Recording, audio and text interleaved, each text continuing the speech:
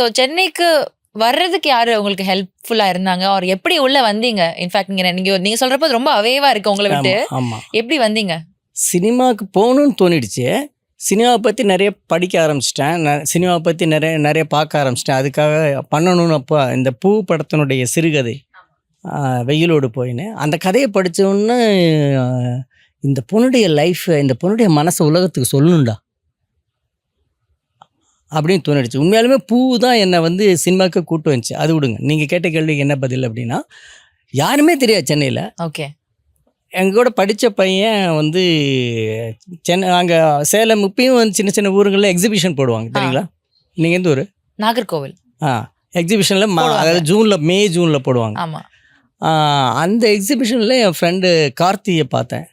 என்னடா பண்ணிருக்க அப்படின்னு கேட்டப்ப, இது மாதிரி சென்னைக்கு போயிட்டேன்டா, அங்கே ஒரு வேலையில் இருக்கேன்டா.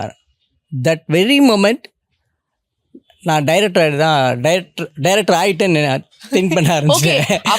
சென்னையில் இருக்கிறான், ஓகே நான் டைரக்டரா, அப்பாடா ஒருத்தர் நமக்கு இருக்கா, அங்க ஏதோ ஒண்ணு நமக்கு இருக்கு, டைரக்டரே ஆயிட்டோன்ற நம்பிக்கை வந்துச்சு. Wow, okay. இல்ல அந்த கான்ஃபிடன்ஸ் இருக்கு இல்லையா, அது இல்லைன்னா நான் இன்னைக்கு உட்காந்துருக்க மாட்டேன். வெரி அப்புறம் ஒரு மாதம் கழிச்சு அவன் சரி வாடா வீட்டு என்ன வந்து தங்கிக்கோடா அப்படிங்கிறான். சென்னையில் வந்து தங்கிட்டேன்.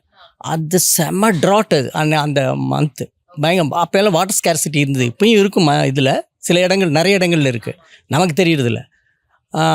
சூளைங்கிற இடத்துல தங்கியிருந்தேன், புரசவாக்கம் பக்கத்தில் இருக்குது. வந்தோன்னு போய் நைட்டு தங்கிட்டு காலையில் வந்தேன். போயிட்டு முகம் கழுவி குளிச்சுட்டு வந்துடுறா அப்படின்னாங்க. நான் பக்கெட் எடுத்து கீழே போகிறேன். அப்போல்லாம் அடிப்பைப்பு தான். நான் 3 லேடிஸ் நின்றுருக்காங்க. லிட்ரலி 40 நிமிஷம் அடித்தாதான் ஒரு பக்கெட் நிறையுது. 40 நிமிஷம் அடிக்கணும், லிட்ரலி 40 நிமிஷம் அடிக்கணும்.